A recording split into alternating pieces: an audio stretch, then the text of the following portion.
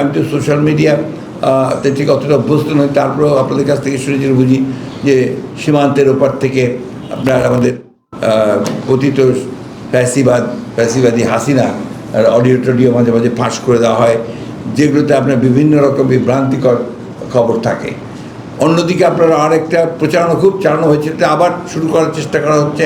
সেটা হচ্ছে যে আপনার বাংলাদেশে যারা ধর্মীয়ভাবে সংখ্যালঘু তাদের উপরে অত্যাচার নির্যাতন চালানো হচ্ছে, যেটা একেবারে টোটালি বাকওয়াজ। এটা আমরা শুধু নই, ভারত থেকে যে সমস্ত সাংবাদিকরা এসেছিল, অনেক এসেছিল, তারা পর্যন্ত এখানে এই সমস্ত তারা দেখে গেছে এবং তারা রিপোর্ট করেছে যে যেটা বলা হচ্ছে এটা সঠিক নয়। যেটা হয়েছে সেটা হচ্ছে রাজনৈতিক কিছু সমস্যা তৈরি হয়েছে, সেটা সবসময় হতেই পারে। সুতরাং চক্রান্তটা ওই জায়গায়, সেটা আমরা পছন্দ করি না। হ্যাঁ, এবং আমরা পছন্দ করি না। কিন্তু যেটা আপনার সবসময় আমরা বলি যে আপনাকে এখন যেটা সবচেয়ে বড় প্রয়োজন এই মুহূর্তে, যে ধৈর্য ধরে সহনশীলতার সঙ্গে যে ইন্টারিম গভর্নমেন্টকে দায়িত্ব দেওয়া হয়েছে, তারা যারা কাজ করতে পারে তাদেরকে শারীরিক কাজ করতে দিয়ে অতি দ্রুত যে সংস্কারের কাজে তারা হাত দিয়েছেন, আমরা মনে করি এই কাজগুলো দরকার। এই কাজগুলোকে খুব দ্রুত শেষ করে একটা নির্বাচনের দিকে যাওয়া, যে নির্বাচনটা একটা নিরপেক্ষ সরকারের অধীনে নির্বাচন হবে এবং আপনার একটা অবাধ সুষ্ঠু জনগণের ভোট দিয়ে তাদের প্রতিনিধি নির্বাচন করবে, তারপরেই আপনার বাকি কাজগুলো করা সম্ভব। ধন্যবাদ। আমি যে বিষয়টা জানতে চাই যে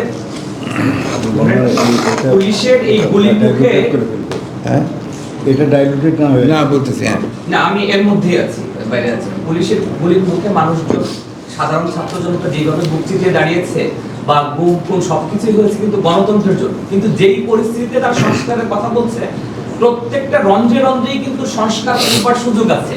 সব সংস্কারই কি ইন্টারিম গভর্নমেন্ট করবে নাকি তারা নির্বাচনের দিকে যাওয়া উচিত? আমরা পরিষ্কার করে বলেছি, এই ব্যাপারে আমাদের খুব স্পষ্ট, নির্বাচন কেন্দ্রিক যে সংস্কারগুলো প্রয়োজন, অর্থাৎ নির্বাচন কমিশন, প্রশাসন, আপনার আইন শৃঙ্খলা বাহিনী, জুডিশিয়ারি, এই কথাগুলি আমরা বলেছি। যেমন আমাদেরকে অনেককেই আমাদের শাস্তি দিয়ে দিয়েছে, আমাদেরকে শাস্তি দিলে যদি আপনার সেটা 2 বছরের বেশি হয় তাতে আমরা নির্বাচন করতে পারবো না। তো এইটাও আপনার সংস্কার হওয়ার প্রয়োজন, তো এই জিনিসগুলো আসতে হবে তো। আর সেই সঙ্গে অন্যান্য সংস্কারও তো আপনি সময় মতো ওই গভর্নমেন্টে আর যে গভর্নমেন্ট আসবে সেই গভর্নমেন্টই করবে। জনগণের আমার সুনির্দিষ্ট প্রশ্ন যে সংস্কারের পাশাপাশি তাদের নির্বাচনটাকে গুরুত্ব দেওয়া দরকার কিনা, কারণ জনমতের সবচেয়ে বেশি গুরুত্ব দেওয়া দরকার। এবং ওই যে আপনার একটা নির্বাচন কমিশন সংক্রান্ত, নির্বাচন সংক্রান্ত একটা সংস্কার কমিটি তো করা হয়েছে বদির আলম মজুমদার সবকে দিয়ে বলে, তাই না? আমার তো মনে হয় অতি দ্রুত, এটা 2 মাসও লাগার কথা না, এবং 2 মাসের মধ্যেই উনি যদি দিয়ে দেন তাহলে একটা নির্বাচন করতে হবে।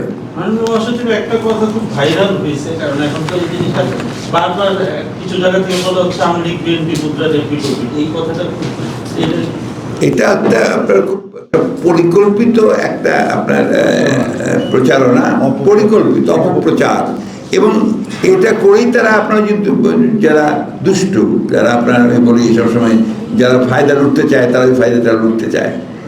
বিএনপি আর আওয়ামী লীগ তুলনা হতেই পারে না, কারণ আওয়ামী লীগ কোনো গণতান্ত্রিক দল নয়, গণতন্ত্রের বিরোধী একটা দল, গণতন্ত্রের বিরুদ্ধে অবস্থানকে হত্যাকারী একটি দল। আর বিএনপি হচ্ছে গণতন্ত্রকে জীবন্ত করার দল। 1975 সালে স্বাধীনতার ঘোষক শহীদ প্রেসিডেন্ট জিয়াউর রহমান, তিনি একদলীয় গণতন্ত্র ব্যবস্থা থেকে বহুদলীয় গণতন্ত্র নিয়ে এসছেন, মাল্টি পার্টি সিস্টেম নিয়ে এসছেন। বেগম খালেদা জিয়া পার্লামেন্টারি ফর্ম গভর্নমেন্টে নিয়ে এসছেন। আমরাই কেয়ারটেকার গভর্নমেন্ট সিস্টেম চালু করেছি। সুতরাং এই দেশে গণতন্ত্রের প্রাতিষ্ঠানিক উদ্ধার ক্ষেত্রে যে ফান্ডামেন্টাল জিনিস প্রত্যেকটা আমাদের হাতে করা, এবং আপনার ক্ষমতা হস্তান্তর করা শান্তিপূর্ণভাবে, সেটা আমরা করেছি। Thank you.